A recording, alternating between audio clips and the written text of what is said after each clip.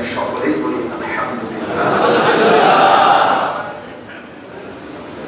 মুআজ্জাজ মুহতারাম হাজিরিন, হযরত অত্যন্ত দামি কথা আপনাদের সাথে বলতেছিলেন। আমিও এই আয়েশা ৫-৬ মিনিট মনোযোগ দিয়ে শুনতেছিলাম। আমাদের জন্য ৫ ওয়াক্ত নামাজের গুরুত্বের উপরে কথা বলতেছিলেন। আল্লাহ তাআলা পিছনের এই কথাগুলোর উপর আমাদেরকে আমল করার তৌফিক দান। আমিন। মূলত আমরা সবাই বুঝি গরমের মাত্রা একটু বেশি, অথচ আপনারা সবাই অত্যন্ত মহব্বতের সাথে পুরা মসজিদ ঘুরে আল্লাহর ভালোবাসাতেই করছেন। এই জন্য আমি অনুরোধ করছি, একদম মনোযোগ দিয়ে আন্তরিকতা নিয়ে আল্লাহর হস্তে অল্প কিছুক্ষণ সময় কোরআনুল কারীমের সামান্য কিছু কথা আমরা শুনতে চেষ্টা করি, এতে করে আমাদের উপকার হবে। আর যথাযথ মনোযোগ থাকলে কলিজার প্রতি উপলব্ধি আসে, নিজের ভিতরে ফিকির আসে। কোরআনুল কারীমের কাছে আল্লাহ তাআলা বলেন, ইন্না ফি যালিকা লাযিকরা লিমান কানা লাহু কলবুন আও আলকাস সামআ ওয়া হুয়া শাহীদ। নিশ্চয়ই তিনটা জিনিসটা একত্র হয়। ১ নাম্বার দিন, ২ নাম্বার কান, ৩ নাম্বার সচক্ষে উপস্থিত সরাসরি, মানে চোখ। দিন, কান, চোখ, এই ৩ জিনিস যে সজাগ করে, একত্র করে, খোলা রাখে, আল্লাহ তাআলা বলেন নিশ্চয়ই কোরআনের মধ্যে তার জন্য উপদেশ নসিহত আছেই আছে। যে তার দিল খোলা রাখছে, কান খোলা রেখেছে, চোখ খোলা রাখছে, তিনটা একত্র করে আল্লাহর কথা শুনছে, নিশ্চিত তার জন্য এই কোরআন নসিহত, উপদেশ, তার পরিবর্তন, তার জিন্দেগি বদলাবে, তার ভিতরে কিছু না কিছু পরিবর্তন আসবে, তার ভিতরে গড়ে উঠবে, তার জিন্দেগির মধ্যে পরিবর্তন। কোরআন কারীমের মধ্যে আল্লাহ তাআলা বলেন, আল্লাহ নাযালা আহসানাল হাদীস কিতাবান মুতাশাবিহান মাতানি তাকশাইরু মিনহু জুলুদুল লাযীনা ইয়াখশাওনা রাব্বাহুম সুম্মা তালিনু জুলুদুহুম ওয়া কুলুবুহুম ইলা যিকরিল্লাহ। আল্লাহ তাআলা বলেন, আল্লাহই নাযিল করেছেন এই কোরআন, যা সবচেয়ে সুন্দর কথা সংস্কৃত, যা পূর্ণাঙ্গ কিতাব, যার সবগুলো কথা পরস্পর মিল, সাদৃশ্যপূর্ণ, যার প্রত্যেকটি শব্দ আয়াত বারবার তেলাওয়াত হয় এবং প্রত্যেক তেলাওয়াতে যার অন্তরে আল্লাহর ভয় থাকে, এই কোরআন পড়লে, শুনলে তার শরীরের চামড়ার উপরে যে লোম কূপগুলো আছে সেগুলো আল্লাহর ভয়ে কাঁপতে শুরু করে। তাহলে বোঝা গেল দিল নড়ে, দেহ নড়ে, সারা শরীর নড়ে আল্লাহর কোরআন। এই জন্য মনোযোগ দিয়ে আন্তরিকতা নিয়ে শুনলে কোরআন মানুষের জিন্দেগির মধ্যে নড়াচড়া আসে, অনুভূতি জাগে, বিবেক জাগে, ফিকির আসে, নিজের ভিতরে বুঝ বুদ্ধি আসে, ভাবনা আসে। যত মানুষ দেখবেন আন্তরিকতা নিয়ে শুনে না, জওয়ান হোক বুড়া হোক, ওদের কোনো পরিবর্তন নেই। মুরব্বী সামনে বসা, বসে বসে জুমার নামাজে ইমাম সাহেব বয়ান করে, উনি প্রতিদিন প্রতি সপ্তাহে সিস্টেমে যাওয়া, উনি বসে বসে ঘুমাই, ওই আবার এই ভূমিকা যে ডকের আছে 30 বছর, এই ডক, কোনো পরিবর্তন নেই, কোনো রং রং জিন্দেগি নেই। এই কম খায় তো বলে খায়, দিদি খায় তো দিদি খায়, চাল মানে কম খায়, বলে খায়, মানে যেটা যেমনি আছে পরিবর্তন। যুবক ছেলে দেখবেন যেগুলো পিছনে বসে মসজিদে দুষ্টামি করে, মোবাইল টিপতেছে, কথাবার্তা বলতেছে,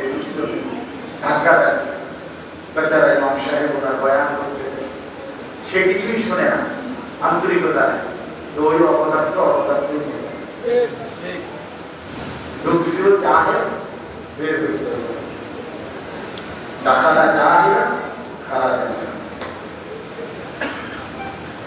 ঢুকবার সময় কিছু জানে না, বের হওয়ার সময় কিছু জানে না, কারণ সে তো কোনো মনোযোগই দেয়, আন্তরিকতাই নেই। আমরা ছোটবেলায় ওস্তাদদের কাছে বসছিলাম, এলেম, কোরআন সুন্নাহর এলেম, অনেক গায়রতা, আত্মমর্যাদা, হুজুর গালি বহুত আত্মসম্মান, প্রেস্টিজ বলে।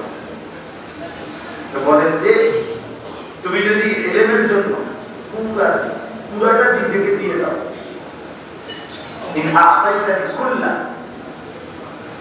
তুমি যদি তোমার নিজেকে পুরা সঁপে দাও এলেমের জন্য, এলেম তোমাকে কিছু হচ্ছে সামান্য একটু দিব, তুমি পুরাটা দিব। এজন্য জীবন, যৌবন, দিল, মন, পুরো মেহনত যে তার এলেম মাদ্রাসায় কোরআন সুন্নাহ এলেম অর্জনের পিছনে ব্যয় করে, তার কিছু এলেম না, তার কিছু এলেম। এজন্য পুরো দিল, মন, আন্তরিকতা দেখাইতে হবে। আজকে একদিনের জন্য বলি না, আমি এটা সবসময় বলি,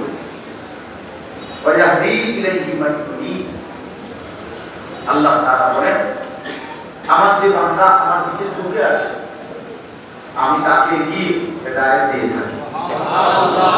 শর্ত হলো সে ঝুঁকতে হবে, সে এক কদম আগাইতে হবে, সে এক বিপদ আসলে আমি এক হাত আসবে, বান্দা এক হাত আসলে আমি আল্লাহ দুই হাত আসবে। সে যদি হাঁটতে হাঁটতে আসে আমি আল্লাহ তাআলা রহমত মাগফিরাত দিয়ে দৌড়তে দৌড়তে তোমার আগে আসবো, কিন্তু তুমি রওনা দিতে এই জন্য আল্লাহর কথা খুব মনে করতে আন্তরিকতা দিয়ে শুনতে হবে, খেয়াল করে শুনতে হবে, প্রতিদিন শুনতে হবে।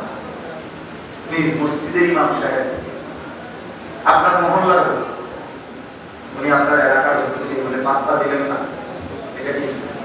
জনপ্রিয়তা মনে করা ঠিক, জনপ্রিয়তা একটা ধোকা,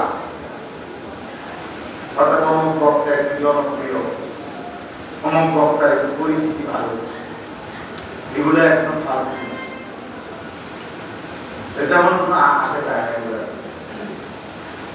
একজনের একবার এক কোটি মানুষ চিনল, আল্লাহ তাআলা বললেন আমি গ্রহণ করলাম। একজনকে কেউ চিনল না, আল্লাহ তাআলা বললেন বান্দা আমি তোকে নিলাম, তার রস কি হলো বলে না, কি রস? এই পৃথিবীতে বহু আউলিয়া রাসূল লাখ লাখ আছে, এমন যাদের নাম পৃথিবীবাসী জানে না, কয়েকজন আল্লাহওয়ালার নাম মানুষ জানে, তো পৃথিবীবাসী জানে না, তো এই কারণে ওনারা ব্যর্থ। সব সাহাবীর নাম সবাই জানে, সোয়া লাখ সাহাবী ছিল বিদায় হজ্জের মাঠে, অথচ হাদিসের কোন কিতাবে 2-5,000 সাহাবীর নাম, 313 জন বদরি সাহাবীর নাম একসাথে আছে, আরো সব দিক বুঝাইলে আরো সাহাবীর নাম আছে, কিন্তু একসাথে 2-5,000 10,000 সাহাবীর নাম পৃথিবীর কোথাও। তো কি হচ্ছে, বাকিদের নাম যে কেউ জানে না, কিতাবে নাই, উল্লেখ নাই, তো ওনারা ব্যর্থ। কোরআন কারীমের মধ্যে 25 জন নবীর নাম আছে, তো নবী রাসূল মোট 25 জনের না, বাকিরা তো বাকিদের নাম যে কেউ জানে না, কি ওনারা মার খেয়েছে নাকি? জনপ্রিয়তার বিষয়, জনপ্রিয়তার ধোকা, বরং আল্লাহর কথা শুনতে থাকে সবসময়। নিজ মসজিদের ইমামকে কদর করা উচিত, নিজ মহল্লার আলেমে দ্বীনকে কদর করা উচিত,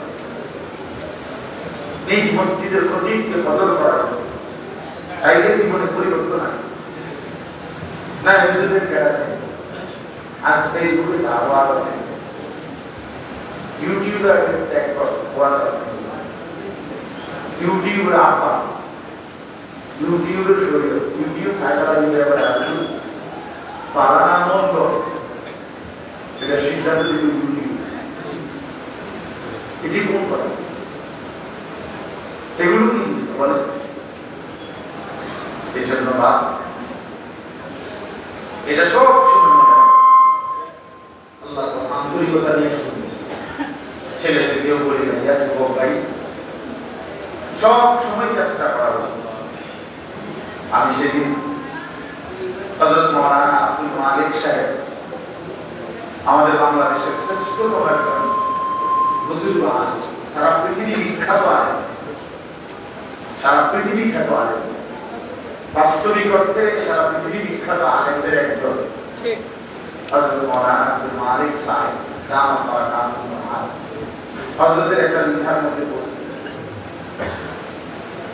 হযরত এটা স্পষ্টভাবে বলছেন যে পুরো দিন শুনতে চেষ্টা করো, পুরো দিন শুনতে চেষ্টা করো, যেটা তোমার পক্ষে সেটাও শোনো, যেটা তোমার বিপক্ষে বলছে সেটাও শোনো, তাহলে কমপক্ষে তোমার মধ্যে কি কি অপরাধ আছে সেই অপরাধের অনুভূতিটুকু হলো জানা যাবে। তুমি তো শুনলেই না, বলতেই দিলা, বলতেই দিলা না, রাজনীতির কথা বলতে পারো না। মানে রাজনীতিতে তোরা রাজনীতিকে যদি কোনো ভুল হয় তো বেচারা শুনবে করতে হবে, হ্যাঁ বুঝেন না কথা? আমাদের দেশে তো এটা অঘোষিত বলে মানুষ রাজনীতির কথা বলে, রাজনীতির কথা বলিয়েন না, মানে রাজনীতি যারা করে তাদের যদি কারো কোনো ভুল ভ্রান্তি হয়, তাদের কোনো ভুল তো নাই, নাকি তাদের দ্বারা তো কোনো ভুল হয়, ভুল না হলে ভাবি থাকে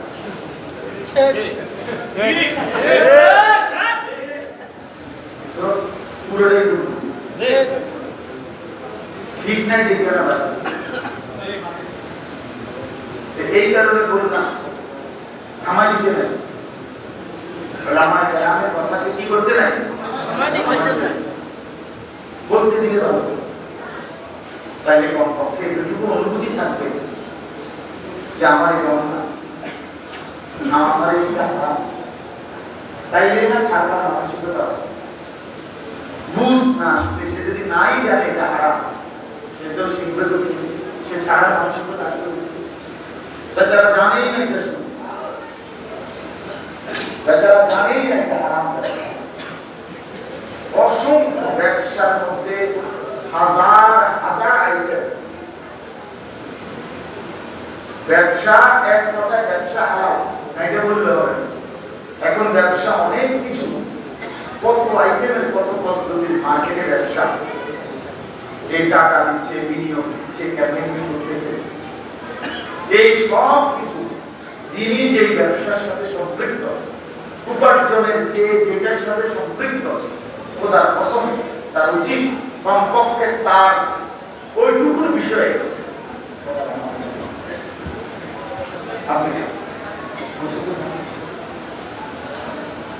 ওইটুকু বিষয় সম্পর্কে কমপক্ষে শরীয়তের মাসআলা জানা, অনেক সহজ মাসআলা, দুর্ভাগা মুসলমান শুনতেই চায়। আপনি কমপক্ষে আপনার মুদি দোকানটার মধ্যে যে যে আইটেমে মাল নিতেছেন, টাকা পরিশোধ করতেছেন, এখানে হালাল হারাম কি একটু জানেন?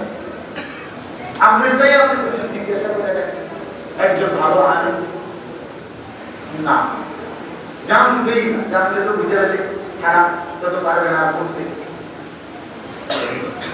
এটা তো ঠিক না। এই জন্য আমি বললাম আপনাদের, এক মুসলমান মূলত ইসলাম থেকে অমুখাপেক্ষী হইতে পারে, কোরআন সুন্নাহ এর থেকে মুসলমান আপনার বিমুখ হতে পারে না, তাইলে সে মুসলমান, তাইলে সে মুসলমান না। আমি সবসময় এটা বলার চেষ্টা করি, এতটুকু হোক আমার কাজ, যেটুকু এতটুকু পরিমাণ কমপক্ষে শরীয়তের বিধান জেনে নেওয়া আমার উপরে যায়। আমি ব্যবসায়ী করি, আমার অংশের মাছ আমার জায়গা নেই, আমি কেন খাবার দেবো? তো আমার এই মাসালা জানি না, বাকিটা না জানলাম। আমার ছেলে বিয়ে করাবো, তো আমার এই ছেলের বিয়ের ব্যাপারে আমার শরীয়তের বিধান কি আমি এটা জানি না। আমি মেয়েটা বিয়ে দেবো, তো আমি মেয়েটা বিয়ে দেওয়ার ক্ষেত্রে আমার শরীয়তের বিধান কি আমি এটা জানি না। এটা উচিত না কথা বলা? ওই মানসিকতাই তো আমাদের। আমরা বললাম দাদার কাছে বাড়িতাম না, বাড়িতে আছে কোথাও। মানে সমাজে যেটা চলছে, তখন যেটা ভালো লাগে ফোলাবে ওইটাই ওইটাই। একদিন একজনকে জিজ্ঞাসা করলাম, ভাই বিয়েটা কই ছেলে? আমি যারা মনে করছি বিয়ে প্রাইভেট কার, কারণ এইটারে তো ফুল দিয়ে সাজাইছে প্রাইভেট কার। তো বিয়া পরে ছেলেটা সাজায় হলো প্রাইভেট কার। এমন আহম্মক, এমন অপদার্থ, মূর্খ, নাদান মুসলমান কেমন হয় বেটা? বেউকুফ, আহম্মক বেটা। তোর বিবেক কোথায় বেটা? বিয়ে করে ফোলা তুই গাড়ি দিয়ে সাজায় নিতে বাহার গায়ে প্রাইভেট কার। এটা না বিয়ে করে প্রাইভেট কারে না বিয়ে দিবে চিন্তি করে।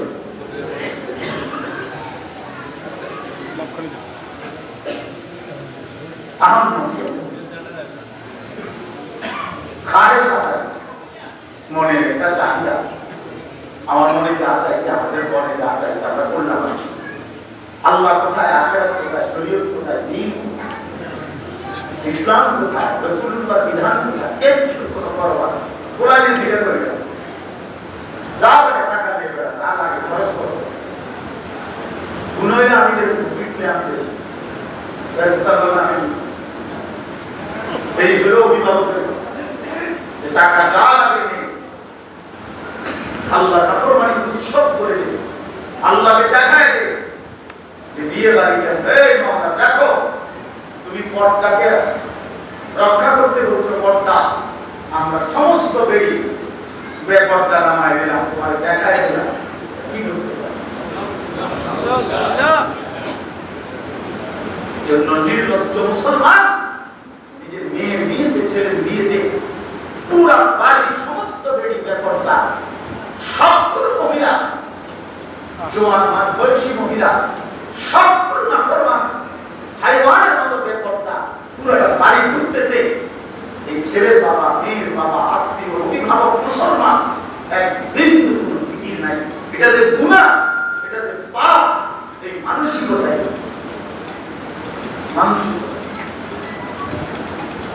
ব্যস্ত শুধু বাতেরই কোনো টান করে, আর কোনো দই নেই, শুধু কোনো দই। ফিরনি করছেন না, ফিরনি মজু নেই, একটা মজু করে খানার কত আইটেম আছে, খাওয়া। কারণ এই পরিমাণ আল্লাহর নাফরমান, কম খাবার তো অসন্তুষ্ট খাওয়া, আল্লাহকে নারাজ করে খাওয়া। খাওয়া বেড়া বেরিয়ে তো রাতে না হইতো না। এক হাইয়েস্ট গাড়ির মধ্যে যাইতে সব বেড়া বেড়ে সব ফিরে করলো, আরে জায়গা তাও কেনা 20 মিনিটেরও রাস্তা না, এতক্ষণ তো বাড়ি আছে উঠতে দায়িত্ব উঠতে ওলামাই সব উঠতে। এই অসভ্যতা নাই আমাদের সমাজে।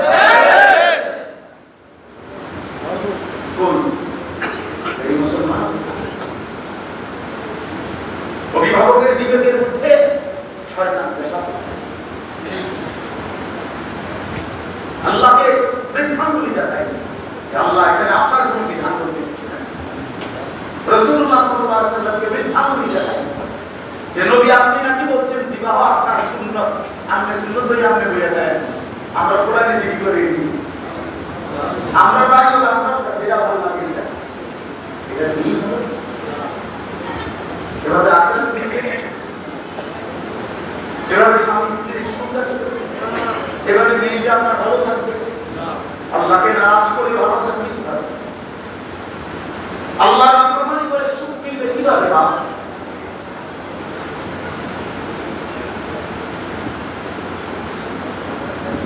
এই জন্য দয়া করে মনোযোগ দিয়ে শোনেন, দিন শিখেন, দিন। যুবক ভাই, তোমাদের নিজেকে আল্লাহর দিকে ফেরানো দরকার, আল্লাহর দিন শেখা দরকার। আজ আমরা বেশি খাম চাই, বেশি খাম চাই। আমরা কেন জানি কোরআন সুন্নাহর বিধানকে, আল্লাহর কথা শেখা, জানা, মানা কোনো বার্তাই বুঝি না, এটার কোনো বিষয় মনে করি না। এক বয়স্ক মুরব্বীর হাতে অনেক টাইম, একটা সূরা শিখে না, এমন শক্ত ঢাকায় আমি যদি ফাদরে করতাম শিখতে বলে, কাকু আপনি কোরআন শরীফ অশুদ্ধ, সূরা কেন অশুদ্ধ নেন, 60টা সূরা ঠিক করেন। বাপ রে বাপ, কেমন গান দেয়া, হ্যাঁ শক্ত, শুধু শুধু বিড়ি, শুধু বিড়ি, শুধু সাদা, শুধু মন আর টেলিভিশনের নাচ গান। হায়াতের শেষ টাইমটা সাদওয়ানে একটু বন্ধ দিয়ে গেছে, সাদওয়ানের লোক চুক্তি করে গেছে, যা আল্লাহ রহমতের দর্শনের দোয়া, তুমি খেয়াল রাখবো আমার দিকে, শেষ বয়স কেমন, আর আমার কেউ নাই, আমি যেতে পারি আমার জিন্দিগি তোমার দিয়ে দেবো। যখন সুযোগ পাই লোক দিয়ে গেল, তুমি আমার দিকে খেয়াল রাখবো, বল কোন সময় বিড়ি চা এইগুলো দিও, রাগ হয়ে না। আপনি না কেন জিন্দিগি নষ্ট করলেন, কেন জিন্দিগি নষ্ট করলেন? 60 বছর বয়স্ক মানুষ, আপনার কোরআন শরীফ আপনি একটা সূরাও ঠিক করে পড়তে পারেন না, কোনো আপনি আর কোন দিন ঠিক করবেন, করবেন কোন দিন বলেন?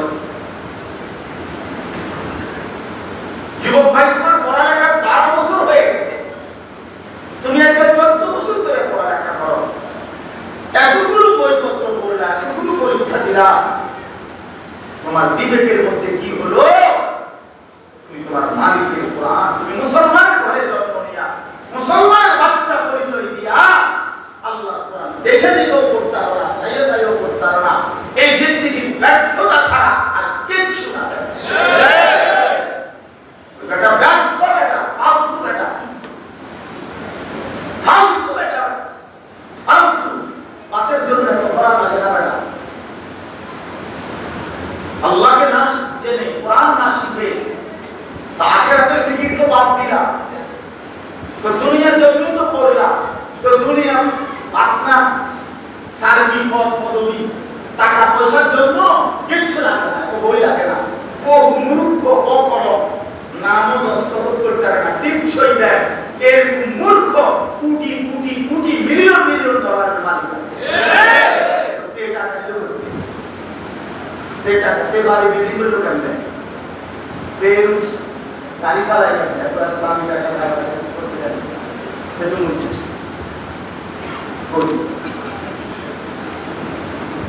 তুমি কি শিখলা?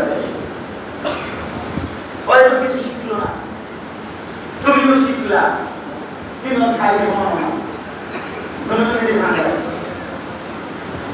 দুজনে দিতে লাগিয়া, দুজনে দিতে পারেন, দুজনের ঘরে দিতে টাইলস, মূর্খের ঘরেও টাইলস, শিক্ষিতের ঘরেও টাইলস, দুনো ঘরে দিতে সোফা, দুনো ঘরে দিয়ে এসি চলে, তো আলাদা কি কথা বলেন না কেন?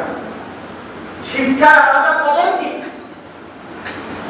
আলাদা করতে না আমরা, আখিরাত তো ছেড়েই দিলাম, আখিরাত তো ভুলেই গেলাম। 12 বছর পড়ার পরেও, 14 বছর পড়ার পরেও, 16 বছর পড়ার পরেও না বাবার পরিচয়ের মধ্যে আসলো, না ছেলের পরিচয়ের মধ্যে আসলো, আরে আমি বাবা মুসলমান, আমার ছেলেও মুসলমান, পরে আমি কি পড়াইলাম যে ছেলেটা আমার আল্লাহর কোরআন পড়তে পারে না?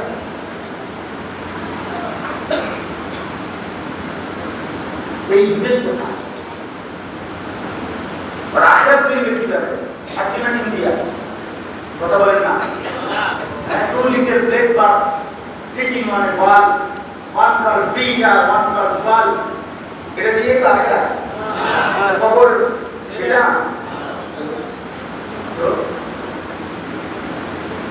দুনিয়া মিলবে, হ্যাঁ দুনিয়া মিলবে। ভদ্রচিত উপার্জনের বিভিন্ন পন্থা করা কৌশল শিখবে, ভালো কথা, আমি মানা করি না। আমি জেনারেল শিক্ষা বাদ দিচ্ছি না, বাংলা ইংরেজি পড়তে নিষেধ করি না। আমি কুমিল্লা ভিক্টোরিয়া কলেজ থেকে মাস্টার্স পাস করেছি। কিন্তু প্রশ্ন হলো আমার, তুমি কি পড়লা ভাইয়া, যে পড়ার কারণে শুধু দুনিয়া অর্জন করতে গিয়ে তোমার আখিরাত ভুলে গেলা, কবর ভুলে গেলা, আল্লাহকে ভুলে গেলা, রাসূলকে ভুলে গেলা, ধর্মের পরিচয় ভুলে গেলা, ইসলামের বাঁধন ছিঁড়ে দিলা। মালিকের কোরআন, আল্লাহর কোরআন একটা লাইন সাইয়ে সাইয়েও পড়তে পারো না। হায় হায়, আল্লাহর নবী বলেছেন লাইসা শাইউন লাইসা ফি জাওফিহি শাইউন মিনাল কোরআন কাল বাইতিল খারিফ। নবীজি বলেছেন যেই কলিজার ভিতরে আল্লাহর কোরআন নাই, যেই দিলের মধ্যে আল্লাহর কোরআন নাই, খোদার কসম নবী বলছে কাল বাইতিল খারিফ, ওটা সারা ঘর, ওটা বিরান ঘর, ওটা আলগা ঘর, যে ঘরের মধ্যে মানুষ থাকে না, কুকুর থাকে, বিড়াল থাকে, সাপ থাকে, বিচ্ছু থাকে, কেঁচা থাকে, ইঁদুর থাকে, পিঁপড়া থাকে, এরকম আলগা বাড়ি, সারা বাড়ি যে হয় বিরান ঘর। আল্লাহ বলে যে কলিজায়, যে কলবের ভিতরে আল্লাহর কোরআন নাই, ওটা সারা বাড়ি, সারা বাড়ি, আলগা বাড়ি, মানুষের ঘর না, এটা সাপ বিচ্ছু ঘর। সাপ বিচ্ছু বুঝতে শিখো ভাই, স্লোগানের দরকার নেই, এমনি শিখবে, ভাবতে শিখবে। রাসূলুল্লাহ সাল্লাল্লাহু আলাইহি ওয়াসাল্লাম ও সারা ঘর, ওই দিলের মধ্যে মানুষ থাকে না, ওই দিলের মধ্যে জন্তু জানোয়ার থাকে, যে দিল আল্লাহর কোরআন থেকে শুনে, যে জবান আল্লাহর কোরআন পড়তে পারে না, ওই জবান কথাই বলতে পারে, ওটা কোনো কথাই করে। যে চোখ আল্লাহর কোরআন দেখে না, আরে নি আপনি কিছু দেখেন না, আপনি অন্ধ মিয়া। যে কান আল্লাহর কথা শুনে না, ওটা কসম ওই কান শুনেই না, এগুলো বলি আর এগুলো তো কিছু শুনেই না। আল্লাহ তাআলা বলেছেন লাহুম কুলুবুন লা ইয়াফকাহুনা বিহা ওয়া লাহুম আযানুন লা ইয়াসমাউনা বিহা ওয়া লাহুম আ'য়ুনুন লা ইউবসিরুনা বিহা।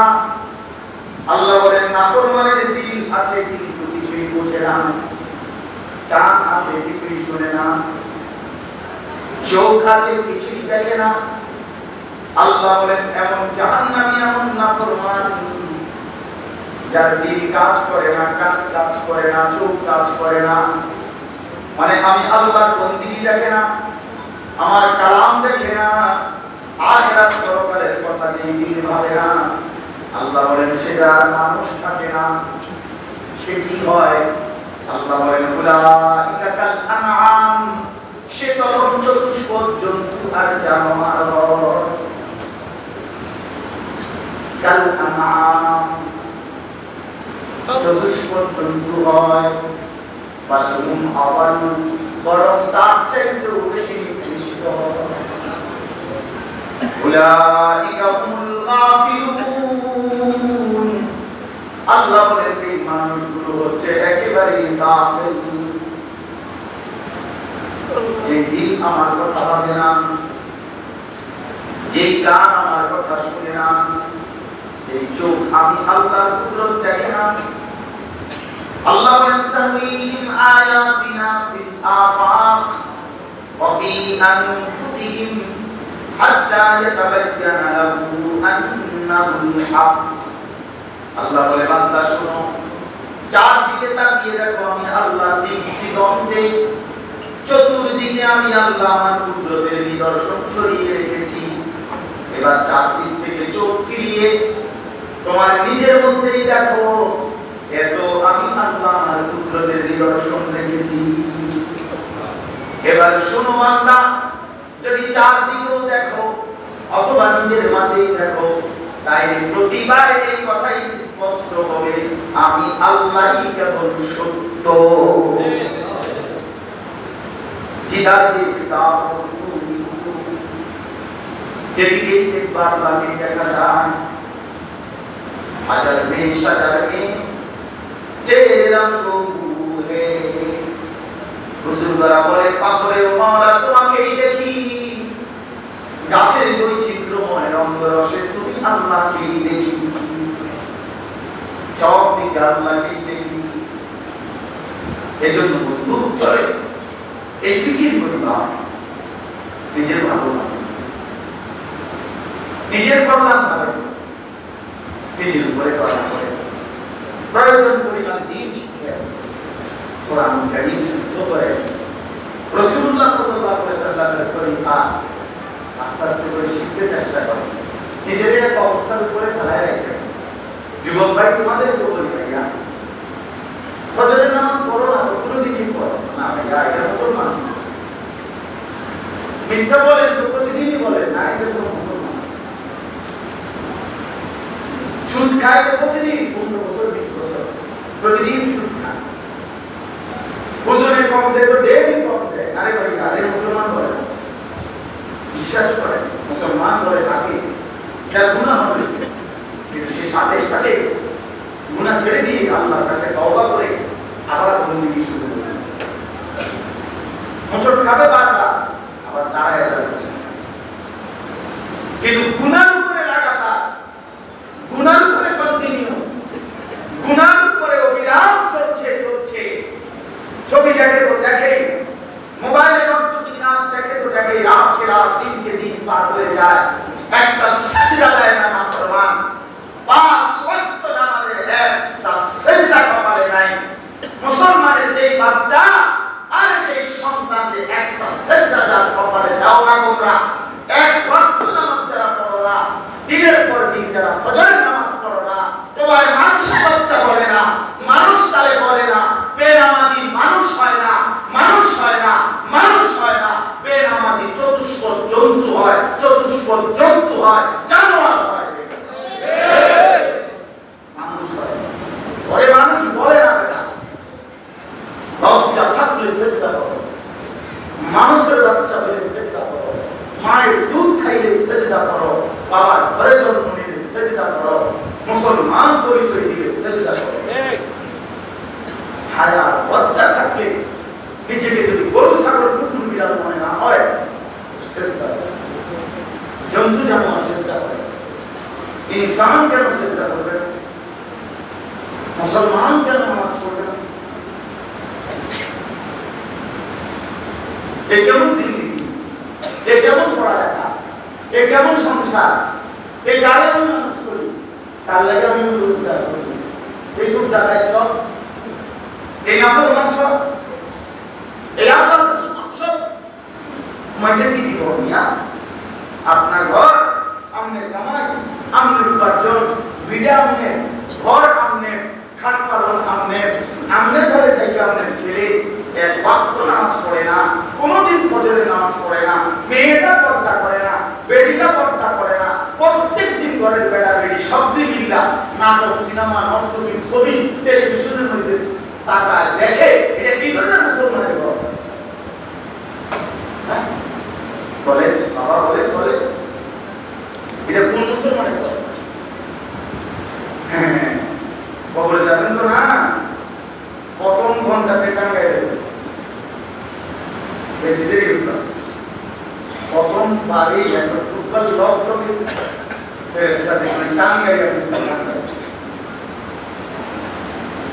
তখন কবর প্রথম ধাক্কা দিয়ে আল্লাহ রাসূল বলেন হাত্তা তাখতালিফা আবলাহু কবর যখন প্রথম ধাক্কা মারবে এক ধাক্কায় ডান পাশের হাড় পাথর বাম পাশে চলে আসবে বাম পাশে গুলো ডান পাশে চলে চুল মারবে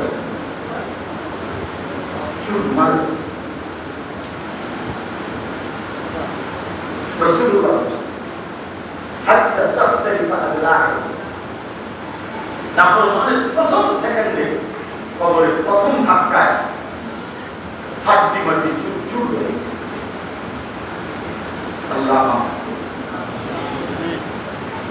হাত্তা ইযা জাআ আহাদাহুল মাউত ক্বালা রাব্বি ইরজিউন রব্বুল আলামিন বলেন প্রতিটা নাফরমান যখন মৃত্যুর সময় হয়, মালাকুল মউত আজরাইল যখন এসে দাঁড়ায়, প্রত্যেকটা নাফরমান বান্দা তখন আল্লাহকে বলে, রব্বি জিউন, আল্লাহ কিছুক্ষণ সময়ের জন্য দুনিয়ায় ফেরত দেন, একটু সময় থাকতে দেন, লাআল্লি আ'মালু সালিহান ফীমা তারাকতু। নাফরমান বলে, আল্লাহ যদি একটু সময় দুনিয়ায় এবার থাকতে দেন, আমি যে আমলগুলো ছুটে গেছে সেই সবগুলো নেক আমল এবার করব। আল্লাহ বলবেন, কাল্লা, কখনোই না, ইন্নাহা কালিমাতুন হুয়া কাইলুহা। আল্লাহ বলবেন, নাফরমান বান্দা, এটা তোমার কথার কথা, আমি জানি তুমি ফিরবা না, তোমারে আবার দুনিয়া দিলে তুমি আবার নাফরমানি করবা, তোমার এরকম বহুবার অ্যাক্সিডেন্ট হয়েছে, বহুবার হসপিটালে গেছো, বহুবার রোগে পড়ছিলা, কতবার কত অসুস্থতার সময় তুমি আমি আল্লাহকে মনোযোগ দিয়ে ডাকছিলা, তখন আমার খুব দিন দিয়া বলছিলা, আল্লাহ ভালো হয়ে গেলাম, তুমি বারবার তখন ভালো হইছো, প্রথমেই আমি আল্লাহকে ভুলে গেছো। হ্যাঁ, তোমার সিটি না সিটা, তুমি কি আজকে সিটা, তোমার পেটে যে শুনে সিজার মন লাগছে, তখন কি মনে হয়, আল্লাহ আল্লাহ আল্লাহ আল্লাহরে ডাকতে আছে, তখন বাচ্চা করে চলে আসছে, এবার সারা পৃথিবীর সব আত্মীয় স্বজনকে জানাইতেছে, হইছে হইছে হইছে, দোয়া করে উঠেছে, এখান থেকে দিকে লাগছে, নিবাহ লাগছে, মানে সিজার কারণ লাগছে, নিবাহ লাগছে। এবার সবাই জেনে গেছে, কিন্তু জোহরের রক্ত শেষ, আসরের রক্ত শেষ, মাগরিবের রক্ত শেষ, যে মুনিব সন্তান দিয়েছে সেই মুনিবকে সেজদা দিয়া একটা বড় জানাজার দরকার হয় না। আল্লাহ বলেন, এমনটাই না ফরমান, আজকে যেমন তুমি ফিরতে চাচ্ছ, বলতেছো ভালো হয়ে যাবে বান্দা, না হইবা না, আমি জানি। অমিন ওয়ারাইহিম বারযাখুন ইলা ইয়াউমি ইউবআসুন। অতএব নাফরমান বান্দা, এখন থেকে নিয়ে ইসরাফিলের দ্বিতীয় ফু দিলে হাসরের ময়দান কায়েম হওয়া পর্যন্ত কবরেই পড়ে থাকো। ফাইদা নফিখা ফিস-সূরি ফালা আনসাবা বাইনাহুম ইয়াওমাইদিন ওয়ালা ইয়াতাসাআলুন। এরপরে আল্লাহ বলেন, ইসরাফিল যখন দ্বিতীয় ফু দিবে, হাসরের ময়দানে যখন দাঁড়াবে, তখন কেউ কাউকে বংশের আত্মীয়তার সম্পর্কের কোনো পরিচয় দিবে না, এমনকি কেউ কাউকে ভালো মন্দ কিছু জিজ্ঞেসও করবে না। তখন তুমি একদম একা, একদম একা। আল্লাহ আমাকে বুঝতে আমিন। বাবার আমার হায়াতের বদল, জিন্দেগির বদল, সময়ের বদল করে, সময়ের বদল করে। মুরব্বী যারা তারাও বদল করেন, জওয়ান ভাই আপনারাও বদল করেন, আমিও বদল করা দরকার। আমাদের প্রত্যেকের রাত দিন একবারই, আমরা যে যেটুকু হায়াত নিয়ে আসছি, এইটুকু হায়াতে আমাদের দুনিয়ার সাজাইলো এইটুকুতে, আখিরাত সাজাইলো অতিরিক্ত, অতিরিক্ত আলাদা কিছুই দেওয়া হবে না। কোন রাত আরেকবার ফিরে আসে না, কোন দিন আর ফিরে আসে না। এই জন্য ইনশাআল্লাহ প্রত্যেকেই নিজ নিজ হায়াতের কদর করবে। এই যে সবাই কিছু যুবক ভাই মাশাআল্লাহ হায়াতের কদর করতেছে, মোবাইলটারে মানে কতভাবে ছবি উঠাইতেছে, কতভাবে কাজ করে, শীত করে, কারে বলি, কেন বলি, হ্যাঁ এই মানে এইটা তাকে এমন ভাবে আসক্ত করে দিছে। তার কথা হলো হুজুর না পাবলিক না মসজিদ না কি, এত কিছু আমার দরকার না, আমার দরকার হলো আমার মোবাইল। এটার মধ্যে ঠিক মতো উঠলে আমার জিন্দেগি সাথে। এই জন্য সমস্ত মেহনত জিন্দেগিটা বাক্স করে দিছে মোবাইল, জীবন বাক্স।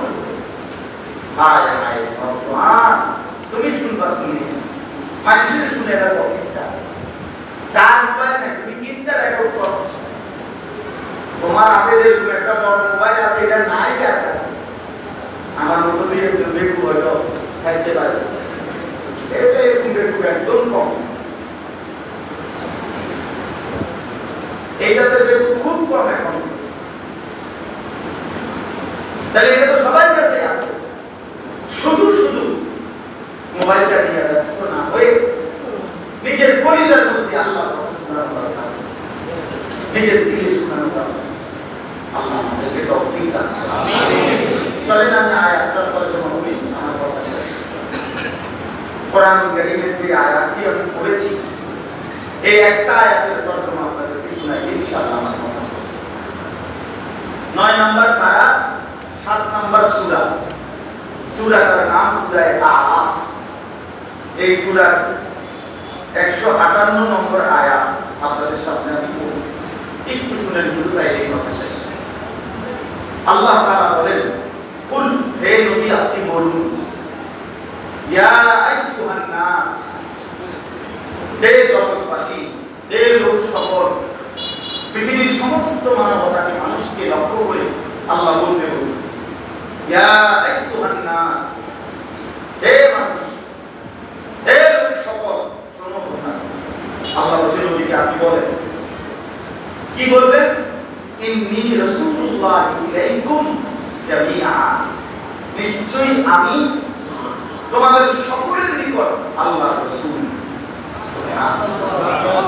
হে নবী আপনি বলে দেন, ওহে পৃথিবীবাসী, ওহে জগৎবাসী, পৃথিবীর তাবৎ মানুষ, শোনো, আমি নিশ্চয়ই তোমাদের সকলের নিকট আল্লাহর রাসূল। আল্লাহর রাসূল। তাই এই কথাটা প্রথম।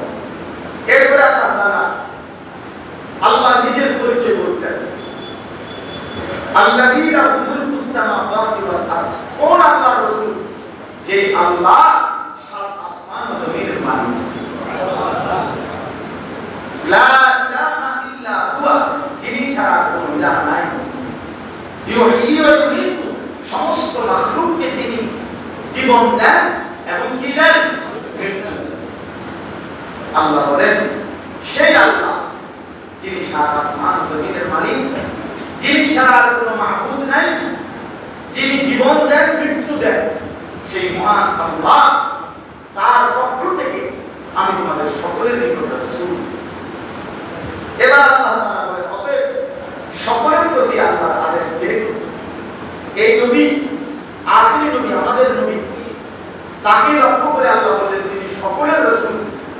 অতএব এই রাসূলের প্রতি, নবীর প্রতি, আমাদের রাসূল সাল্লাল্লাহু আলাইহি সাল্লামের প্রতি আমাদের দায়িত্বটা কি? আল্লাহ তাআলা বলেন দুইটা। কয়টা?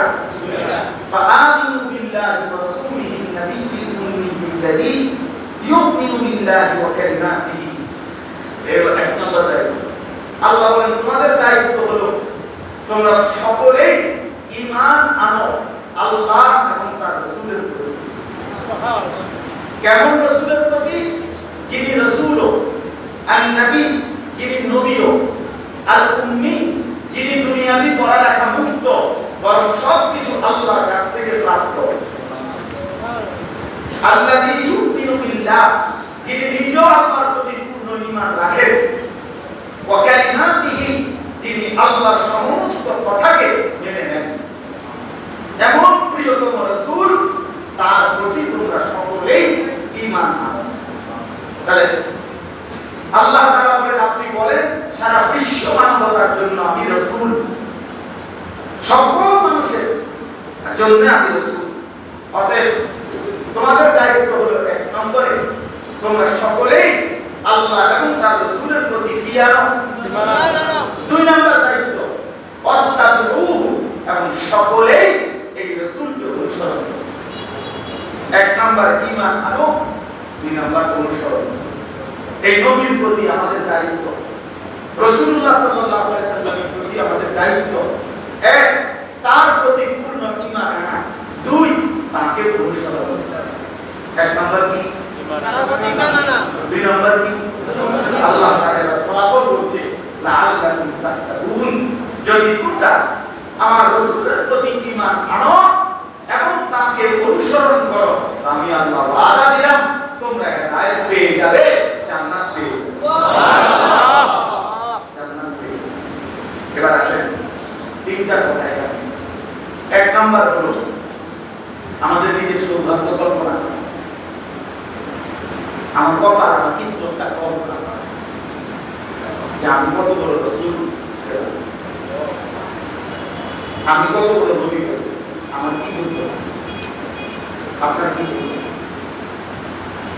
ইন্নী রাসূলুল্লাহ জামিআ, নবীজি বলছেন সব নবীরা নির্দিষ্ট একটি এলাকার জন্য আসে, আমি মুহাম্মদ সারা পৃথিবীর জন্য এসেছি। সুবহানাল্লাহ, যাকে আল্লাহ তাআলা সারা কায়নাতের জন্য পছন্দ করেছেন, আমাদের তার জন্য আল্লাহ এই সৌভাগ্যের কি এই আমার কত বড় কথা, যাকে আল্লাহ আলোর জন্য মেরাজে নিয়ে আরশে আজিমের মধ্যে উঠাইয়া আল্লাহ তাআলা নবী সাল্লাল্লাহু আলাইহি ওয়াসাল্লামকে বললেন, বন্ধু আপনাকে আমি এখন যেখানে আছি এর উপরে আমার কোনো সৃষ্টি নাই, আল্লাহর আর কোনো মাখলুক নাই, এর উপরে আমি না বলবো।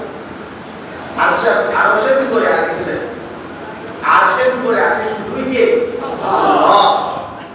এজন্য আল্লাহ বলে, বন্ধু এখন আপনাকে যেখানে এনে দাঁড় করাইলাম এটা হলো আমার সৃষ্টির সর্বোচ্চ উঁচু স্থান। এবার উঁচু জায়গা থেকে চারদিক দেখতে সুবিধা, যত উঁচু উঠবেন তত চারদিকে বেশি দেখবেন, ঠিক না? কুমিল্লা শহরে এই কুমিল্লা মেডিকেল সেন্টার যেটা হসপিটাল, ওই কুমিল্লা টাওয়ার কয়েক কুমিল্লা টাওয়ার হসপিটাল যেটা, এইটা প্রথম সালাউদ্দিন হোটেলের পাশে 6 তলা বিল্ডিং এর মধ্যে প্রথম চালু হয়েছিল। আমরা তখন ক্লাস 5 এ পড়ি, 4-5, তখন এই টাওয়ার, এই মেডিকেল সেন্টার হসপিটাল তখন নতুন এই 6 তলা বিল্ডিংটা হয়েছিল। তো আমার মনে আছে আমরা বিকালবেলা স্কুলে পড়াকালীন এই বিল্ডিংটার গেটের সামনে দাঁড়ায় থাকতাম, তারও আমরা শুধু পাহারা দিতাম, তারও আমার কোনো ডাক দিতে পেল এদিকে এদিকে গেলে একটা দৌড়ে সিঁড়ি দিয়া 6 তলা সাথে যাবে, মানে ওই 6 তলার থেকে দেখতে পারি সাথে দেখি, কারণ আমার আইসা গর্ব করে বলতাম সেই 6 তলার উপরে উঠে আজকে দেখছি, মানে খুব ভালো লাগতো। মানে উঁচু জায়গায় উঠে অনেক দূরের জিনিস কি করে যায়। আল্লাহ তাআলা বলেন, বন্ধু আপনাকে আমি যেখানে দাঁড়া করাইলাম এটা আমার আরশের উপরে, এর উপরে আমার আর কোনো সৃষ্টি নাই। এবার চারদিকে আপনি দেখেন আমার জগৎ কতটা সুন্দর করে আমি কুল কায়নাত সাজাইলাম, আর আপনি দেখেন আর আপনি বুঝে নেন এই সবটা রব আমি আল্লাহ, এই সবটা রহমত আপনি মুহাম্মদ রাসূলুল্লাহ। আমি যেটুকু রব্বুল আলামিন, আপনি সেটুকু রাহমাতুল্লাহ।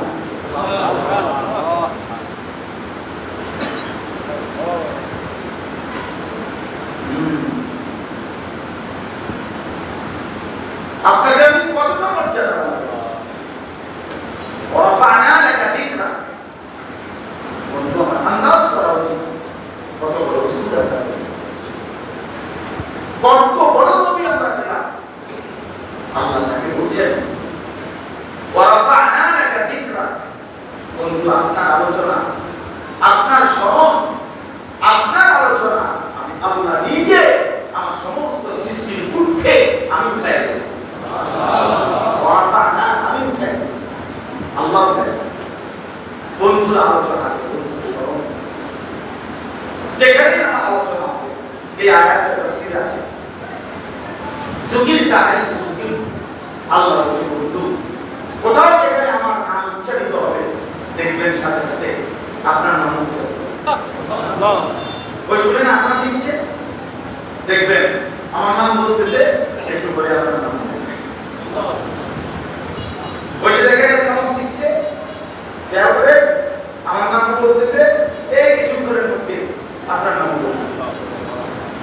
আশহাদু আল্লা ইলাহা ইল্লাল্লাহ বলবে, আশহাদু আন্না মুহাম্মাদার রাসূলুল্লাহ।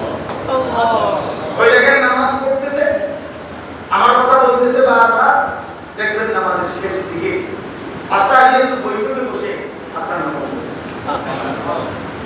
আপনার নাম। ওই জায়গায় জানাজা পড়াচ্ছে, সেখানে প্রথমে সুবহানাকা পড়বে, তো দ্বিতীয় তাকবীর দিয়েই আপনার নাম বলবে। ওই জায়গায় কবরে প্রশ্ন করতেছে ফেরেশতা, তো খেয়াল করবেন যে আমার নাম বলবে, আমার দ্বীনের কথা বলবে, তো আপনার নাম, আপনার নাম, আপনার।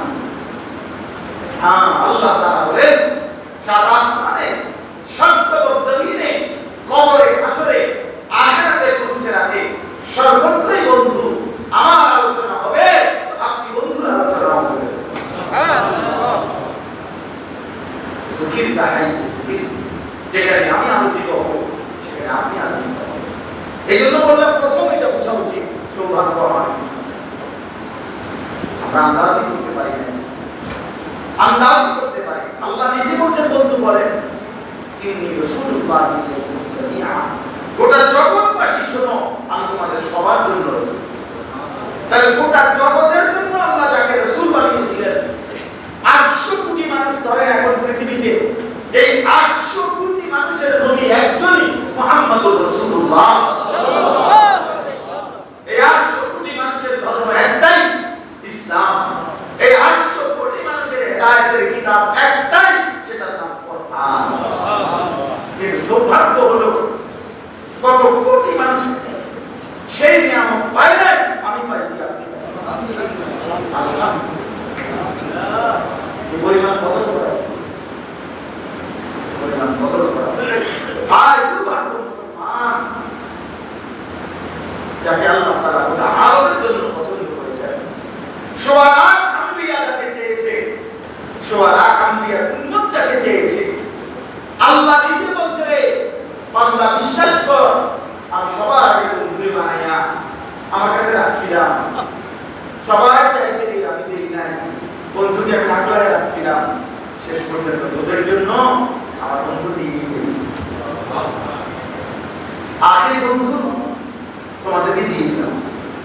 লাকাদ মান্নাল্লাহু আলাল মুমিনিন ইয বা'আসা ফীহিম রাসূলাম মিন আনফুসিহিম। আল্লাহ বলেন, আমি ইমানদারদের উপরে মেহেরবানি করেছি, আমার রাসূল তাদের জন্য দিয়েছি। আমাদের উপরে তার কসম ভাইয়া, আল্লাহর সবচেয়ে বড় নিয়ামত, তিনি আমাদেরকে রাসূল দিলেন সাল্লাল্লাহু আলাইহি ওয়াসাল্লাম। আমাদের উচিত কদর করা। তিনি খাতামুন নবিয়্যিন, তিনি শেষ নবী, তিনি সাইয়্যিদুল আম্বিয়া, নবিয়ুল আম্বিয়া, নবিয়্যুল জাহান, মুসাদ্দিকুল আম্বিয়া, সমস্ত গুণাগুণ, শুআরা নবীর যত গুণ, একটা মুহাম্মদ সাল্লাল্লাহু আলাইহি ওয়াসাল্লাম তার চেয়ে বেশি গুণ। সুবহানাল্লাহ। ইউসুফ দামে ঈসা ইয়াদে বাইদা তারি আছে খুবা মাতান তুতান মাতা। আল্লাহ ইকবাল বলছে, হে নবী, যত নবীর যত গুণ সব যদি তালাশ করি আপনার কাছে, একাই আপনার সব তুতান মাতা। এই জন্য ভাই, এই সৌভাগ্য প্রথম আন্দাজ করা যে আমি এক শ্রেষ্ঠতম রাসূলের উম্মত, আমার নবী শ্রেষ্ঠ, আমার ধর্ম শ্রেষ্ঠ, আমার কিতাব শ্রেষ্ঠ, আমার আল্লাহ শ্রেষ্ঠ। নবীজি শিখাইছেন এই তাসবিহ পড়তে, রাদিতু বিল্লাহি রাব্বা ওয়া বিল ইসলাম দীনা ওয়া বি মুহাম্মাদিন সাল্লাল্লাহু আলাইহি ওয়াসাল্লাম নবিয়্যান ওয়া রাসূলা। আল্লাহ আমার রব, আমি খুশি। ইসলাম আমার ধর্ম, আমি খুশি। মুহাম্মদ আমার রাসূল, আমি খুশি। আমি এই জন্য এই এক নম্বরে আয়াতের প্রথম কথা হলো নিজের সৌভাগ্য আন্দাজ করা, নিজের সৌভাগ্য বোঝা যে আমাকে আল্লাহ তাআলা কত বড় সৌভাগ্য দিয়েছেন। এবার সৌভাগ্য যদি বুঝি, এটা যদি বুঝি আসলে এটা আমার সৌভাগ্য, আমাকে আখেরি নবী ঈমানদার উম্মত বানাইছেন, তো এবার আমাদের করণীয় বাকি যায়। আল্লাহ যেটা বলছেন এই আয়াত, বন্ধুর প্রতি, রাসূলুল্লাহ সাল্লাল্লাহু আলাইহি ওয়াসাল্লামের প্রতি সর্বান্তঃকরণে ঈমান আনা, জীবনের সব ক্ষেত্রে তাকে অনুসরণ করা। ঠিক কি না বলেন? এটা বুঝবে সে, যে বুঝবে এটা যে আমি অনেক বড় সৌভাগ্যবান। এজন্য যার মধ্যে মনে রাখবেন রাসূলুল্লাহ সাল্লাল্লাহু আলাইহি ওয়াসাল্লামের সুন্নাতের কোনো কদর নাই, খোদার কসম তার কলিজার মধ্যে নবীজির ব্যাপারে কোনো আন্দাজ নেই।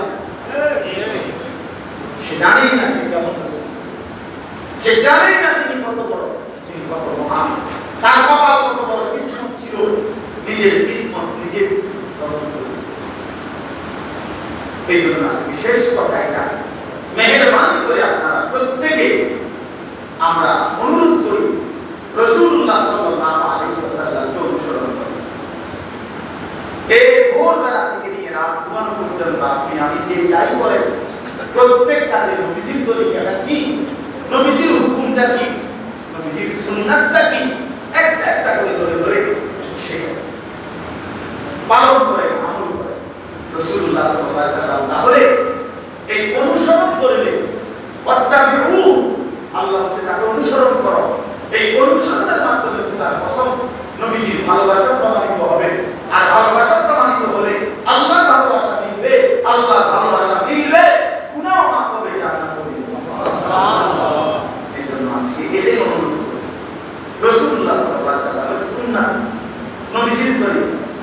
আপনি সকালবেলা ঘুম থেকে উঠা খেয়াল করেন রাসূলুল্লাহ সুন্নাত, বাথরুমে রাসূলুল্লাহ সুন্নাত, বের হতে নবীজির তরিকা, ওযু গোসলের ক্ষেত্রে নবীজির সুন্নাত, খানা খাদ্যের ক্ষেত্রে রাসূলুল্লাহ সুন্নাত, ঘুমের বেলায় নবীজির সুন্নাত, ঘর পরিবারে নবীজির সুন্নাত, ঘরে ঢুকতে ঘরে বের হতে নবীজির তরিকা, কাজা ভবনে উঠতে বের হতে নবীজির তরিকা, ঘর থেকে বাইরে বের হতে গেলে নবীজির সুন্নাত। এক একটা দোয়া নবীজি যেগুলো শিখাইছেন, এক একটা আমল নবীজি যেগুলো দেখাইছেন, খোদার কসম এর মধ্যে আপনার দুনিয়া আখিরাতের নিরাপদ। নবীজি সাল্লাল্লাহু আলাইহি ওয়াসাল্লাম একটা উদাহরণ বলেন, নবীজি বলেন যে ব্যক্তি ঘর থেকে বের হলে এই দোয়া পড়ে, বিসমিল্লাহি তাওয়াক্কালতু আলাল্লাহ লা হাওলা ওয়ালা কুওয়াতা ইল্লা বিল্লাহ, এই ছোট্ট দোয়া নবীজি বলেন তৎক্ষণাৎ তার চারটা ফায়দা। কয়টা ফায়দা? চারটা ফায়দা। এক নাম্বার, আল্লাহ তাআলা তাকে সমস্ত মুসিবত থেকে হেফাজত করে। সুবহানাল্লাহ। আল্লাহ তাআলা তাকে নিজের আশ্রয়ে নিয়ে নেন, নিজের আশ্রয়ে নিয়ে নেন। আল্লাহ তাআলা তার থেকে সমস্ত মুসিবত সরিয়ে দেন এবং ওই মুহূর্তে যতক্ষণ সে সফরে থাকবে শয়তানকে আল্লাহ তাআলা তার থেকে দূরে সরিয়ে দেন। সুবহানাল্লাহ। একটা ছোট্ট দোয়া, কি পরিমাণ নিরাপত্তা, কি পরিমাণ নিরাপত্তা! এই জন্য আপনাদের কাছে অনুরোধ করি, খাইতে বসতে উঠতে ঘুমাইতে চলতে ফিরতে আমাদের আপনাদের কাছে কথা হলো আমরা রাসূলুল্লাহ সাল্লাল্লাহু আলাইহি ওয়াসাল্লামকে অনুসরণ করি। যুবক ভাইদের কাছে আলাদা কথা হলো, যুবক ভাই গত 6 বছরের মধ্যে বছরে প্রতি 1.5 মাসে 2 মাসে যদি চুল কাটা থাকো, কেন কোনোদিন মনে করলো না তোমার নবী কিভাবে চুল কাটতেন? একবার মনে করলো না কেন? সাহাবায়ে কেরাম কিভাবে চুল কাটতেন? আমার রাসূল সাল্লাল্লাহু আলাইহি ওয়াসাল্লাম কি পোশাক পরতেন? অথচ তার চাইতে সুন্দর, স্মার্ট, তার চাইতে সুন্দর আপনি কেউ 1450 বছরে নবীজির চাইতে সৌন্দর্যময় এই কায়নাতের মধ্যে কেউ হয় না, হবেও না। वो खालिकियत में बेमिसाल, ये हुस्न जमाल में बेमिसाल। আল্লাহ যেমন সৃষ্টিকর্তা হিসাবে অনন্য, আর আমাদের নবী সৌন্দর্য অনন্য। তুলনা নেই। নবীজি সাল্লাল্লাহু আলাইহি ওয়াসাল্লামের বাহ্যিক চেহারা, শরীর, দেহ মুবারক এটা যেমন সবচেয়ে সুন্দর, নবীজির ভেতর আত্মা এটাও সবচেয়ে সুন্দর। নবীজির জিন্দেগির প্রতিটা নড়াচড়া খোদার কসম সবচেয়ে সুন্দর। বন্ধুরাও পরীক্ষা করে দেখছে, সুন্দর প্রমাণিত হয়েছে। দুশমনও নবীজির জীবন পরীক্ষা করছে, দুশমনের পরীক্ষাতেও রাসূল 1 নাম্বার হয়েছে। সুবহানাল্লাহ। অতএব কেন আমরা সুন্নাত মানব না? কেন আমরা নবীজির তরিকা মানব না? কেন আমরা রাসূলুল্লাহ সাল্লাল্লাহু আলাইহি ওয়াসাল্লামকে ভালোবাসব না? বলেন ভাই, কেন দাড়ি কাটেন? কেন দাড়ি কাটেন? কেন দাড়ি কাটেন? পৃথিবীর কোন গবেষণায় প্রমাণিত হয়েছে দাড়ি কাটা একটা সৌন্দর্য? বলেন, পৃথিবীর কোথাও নেই। কোন দার্শনিক, কোন বুদ্ধিজীবী, কোন পণ্ডিত, কোন নাস্তিক, কোন মুদ্রা, কোন গবেষক, একটা ইহুদি হোক, হিন্দু হোক, বৌদ্ধ হোক, খ্রিস্টান হোক, কেউ এই পর্যন্ত পৃথিবীতে এই কথা প্রমাণ করতে পারে নাই যে দাড়ি বিহীন চেহারা স্মার্ট, সুন্দর। এটা যুক্তি প্রমাণ ভিত্তিক, দলিল ভিত্তিক, সায়েন্টিফিক কোনো তথ্য নাই, বিজ্ঞান ভিত্তিক কোনো দলিল নেই। কথা বুঝলেন না? বিজ্ঞান ভিত্তিক আছে, কোরআন সুন্নাহ তো নাই, বিজ্ঞান ভিত্তিক কোনো দলিল নাই। শুধু শুধু শুধু শয়তানের কাছে হেরে গেছে, নফসের কাছে হেরে গেছে, অথবা কোনো মালিক কাছে হেরে গেছে। আফসোস যুবক ভাই বোনদের চুলো যারা এই সেলুনের বিভিন্ন কাটিয়ে চুলো রাখো, তোমরাও পরাজিত শরীর। তুমি তোমার ধর্মের নামাই না, দুশ্মনের ষড়যন্ত্রের কাছে হেরে গেল। তুমি এক সামান্য নাফিদের কাছে হেরে গেল, তুমি এক সামান্য খেলোয়াড়ের কাছে হেরে গেল, তুমি এক সামান্য নায়কের কাছে হেরে গেল। মুসলমান এত দুর্বল হওয়ার কথা না। আত্মমর্যাদা সম্পন্ন হল মুসলমান, তার ভাবা উচিত আমি কেন এই মানের মতো চুপ রাখি। এজন্য ভাই বন্ধুকে অনুসরণ করো, রাসূলকে অনুসরণ করো, রাসূলকে অনুসরণ করো। প্রত্যেকের চেহারা সুন্নতের চরণে ধরে নবীজির সুন্নাতকে অনুসরণ করো। মেসওয়াক করতে মনে থাকে না, ব্রাশ আর টুথপেস্ট করতে বলেন না, এমন হয়ে গেল কেন? কারণ হলো আমাদের কলিজার ভিতরে আছে মেসওয়াক করছে মুহাম্মদ সাল্লাল্লাহু আলাইহি ওয়াসাল্লাম, আপনি জানেন এটা নবীজির সুন্নাত, এই জন্য এটা করতে আপনার কোনোদিন মনে পড়ে না। আর আপনার ওই ব্রাশ আর টুথপেস্ট এটা রাসূলুল্লাহ সুন্নাত নয়, এই জন্য এটা আপনার ভুল হয়। কারণ আপনার কলিজার মধ্যে রাসূলুল্লাহর ভালোবাসা, আপনার দস্তরখান বিছাইতে মনে থাকে না, আমাদের ডাইনিং টেবিল কিনতে, খাট পালন করা, খাটারে চেয়ার ব্যবস্থা করতে ভুল হয় না, কারণ আপনার কলিজার ভিতরে রাসূল নাই, রাসূল নাই। এই জন্য সুন্নাত আপনি চিনেন না, বিদআত আপনি ভুলেন না, বিদআত আপনি ভুলেন না। এর অসংখ্য বিষয়, কি আশ্চর্য বিষয়! নবীজি সাল্লাল্লাহু আলাইহি ওয়াসাল্লামের তরিকাটা আমরা বুঝি না, এটা মাথার দরকার। দুশমন যেটাই দেখায় টেলিভিশনে অ্যাডভার্টাইজিং, ওইটা খুব পছন্দ হয়ে গেছে, এটা মাথায় ঢুকে গেছে এক কথা। অথচ সুপারিশের জন্য যাওয়া হবে না, হাউজে কাউসারের পানির জন্য যাওয়া হবে রাসূলুল্লাহ কাছে। তিনি যদি জিজ্ঞেস করে উম্মত 30 বছরে কোনোদিন আমার সুন্নাতের কথা মনে করে নাই, আজ আমি আমার কাছে সুপারিশের জন্য আসবো, কোন লজ্জায় স্মরণ লাগে না? ঈশ্বর কি হবে তবে? কি হবে? আমি কি বলবেন না সুপারিশ কি মামুন বাড়ি নাকি? আপনি কি মনে করছেন বাবা? হাউজে কাউসারের পানি কি মামুন বাড়ি? জি না, অসংখ্য উম্মতকে ফেরেশতারা আটকে রাখবে, ছবিটি ডাক দিবে, আর আমার উম্মত, ফেরেশতারা বলবে না আপনি জানেন না, আপনার পরে এরা আপনার দিন ছিন্ন ভিন্ন করে দিয়েছে, আপনার দিনকে এরা পরিত্যক্ত করেছে এদের জীবন থেকে। আল্লাহ রাসূল তখন বলবেন সবকান যা মুসলমান দূর হ, আমার যে মনে পড়ে নাই, আজ আমিও বসে তখন কে সুপারিশ করবে? এই জন্য দয়া করে রাত দুপুরে এটাই বললাম, রাসূলুল্লাহ সাল্লাল্লাহু আলাইহি ওয়াসাল্লামের এক সুন্নাত আমাদের জীবনে অনুসরণ করে। আল্লাহ আমাদেরকে তৌফিক আমিন। করুন চাচা যারা বাবা বিড়ি সিগারেট খায়, যাদের বিড়ি সিগারেট খাওয়ার অভ্যাস, এই বড় অভ্যাস ছেড়ে, এটা একটা অশুভ অভ্যাস, একেবারে একটা ফালতু মানুষের কাজ, খুব একেবারে মানে নোংরা মানুষের কাজ। কারণ একজন বয়স্ক মানুষ হবে সবার অনুসরণীয়, বয়স্ক লোক হওয়ার কথা অন্যদের অনুসরণীয়, আর উনি যদি বিড়ি খায় হয়ে যায়, তার থেকে মানুষ শিখবে, তার থেকে নাতি সন্তান পরবর্তী জেনারেশন কি শিখবে।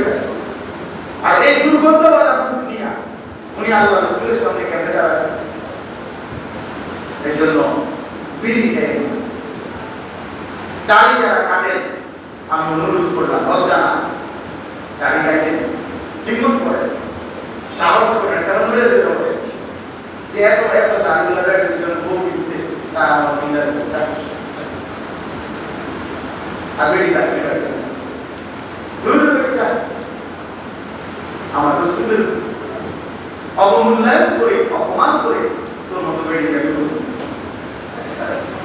কথা বলে এই জন্য এগুলো ধোকা তালিকায় কেন আমি প্রায় করি যারা নিয়মিত দাড়ি কাটে তারা আল্লাহর সাথে বিদ্রোহ করে আল্লাহর সাথে গাদ্দারি করে আল্লাহর সাথে যুদ্ধ করে সে আল্লাহকে বলে এই খোদা তুমি দিবা যতবার আমি কাটবো তত তুমি দিবা আমি কাটবো তুমি দিবা আমি কাটবো আর আমি বেড়াইলে তুমি খোদারে দেখাই দেবো যে আমি কাটতে পারি কতবার তুমি দিদার কতবার আমার দেখাই দেবো নাউযুবিল্লাহ আল্লাহ বলে হ্যাঁ বান্দা ঠিক আছে কাটতে থাকো ভাত খাইতে থাকো আইসো কথাবার্তা হলো কবরে